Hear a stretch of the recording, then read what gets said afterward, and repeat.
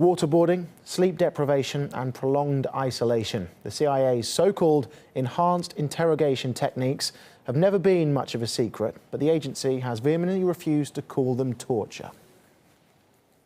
This government does not torture people.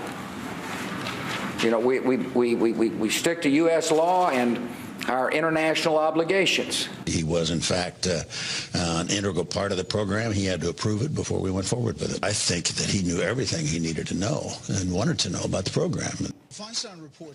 Well, Tuesday's report into the CIA's torture tactics has left former administration officials open to some damning allegations. They've been grilled by the media over the interrogation techniques authorized by ex-President George W. Bush in the wake of the September 11 attacks. Now, though, Washington wants to put the gruesome details in the past and move on, as Marina Portnaio explains. This is what it looks like. The world's most powerful nation finally admitting to a gruesome and brutal truth.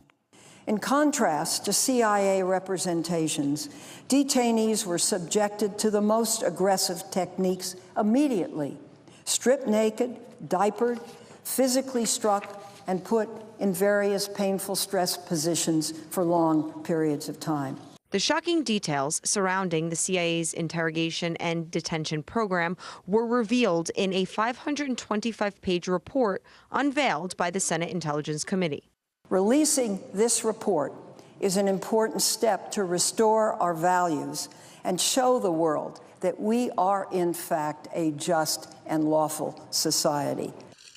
Human rights groups and the United Nations have renewed calls for accountability, but U.S. President Barack Obama, who banned torture upon entering office, says the country should look forward, not back. I think it's important for us not to paint a broad brush about all the incredible, dedicated professionals in our intelligence community. By not holding anyone accountable, critics say the U.S. leader is creating a dangerous state of affairs. By choosing to move on, to forget about the past, not to prosecute the serious crime, Obama is keeping torture as a misguided, wrongful policy option for some future American president. Meanwhile, the current CIA director is defending his agency, saying it did a lot of things right post 9/11. He's just not sure if that includes the use of so-called enhanced interrogation techniques. We have not concluded that it was the use of EITs within that program that allowed us to obtain useful information from detainees subjected to them. The CIA has been exposed. You can now see exactly what has been going on for years, what we've talked about for years, and it's clear that this is despicable behavior. This was a rogue operation run by a rogue agency. And yet, no apologies are being issued, and no one is getting punished for what has been done. In all of our conversations with countries around the world, we'll continue to convey that we ended this practice. It was one of the first steps the president made. We're willing to be open and transparent about our mistakes and make changes, and that's exactly what we did here. Last one, basically going to say it's going to be kind of parental. Do as I say, not as I have done or do. Actually, I think we made the decision to lay out very transparently what exactly we had done in the past that we didn't think was consistent with our values. And I think that's showing strength as a nation, and that's the conversation we'll have with countries around the world. People will argue that showing strength is not just revealing this, but actually doing something about it. I have nothing to add to what the Department of Justice has said.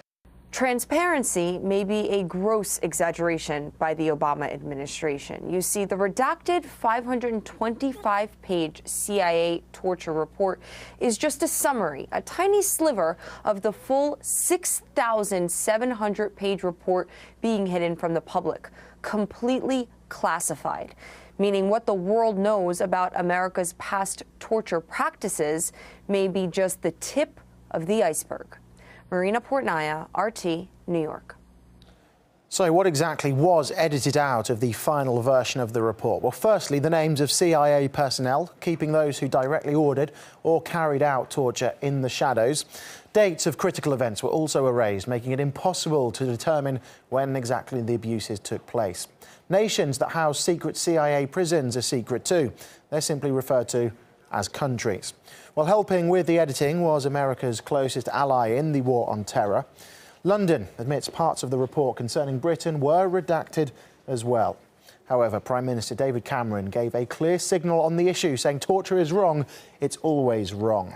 Marine Le Pen, leader of the French National Party, said the revelations are yet another reason for France to leave NATO. The report also prompted Poland to admit the country hosted a CIA secret prison. The UN, meanwhile, has called for those US officials responsible for torture to be prosecuted.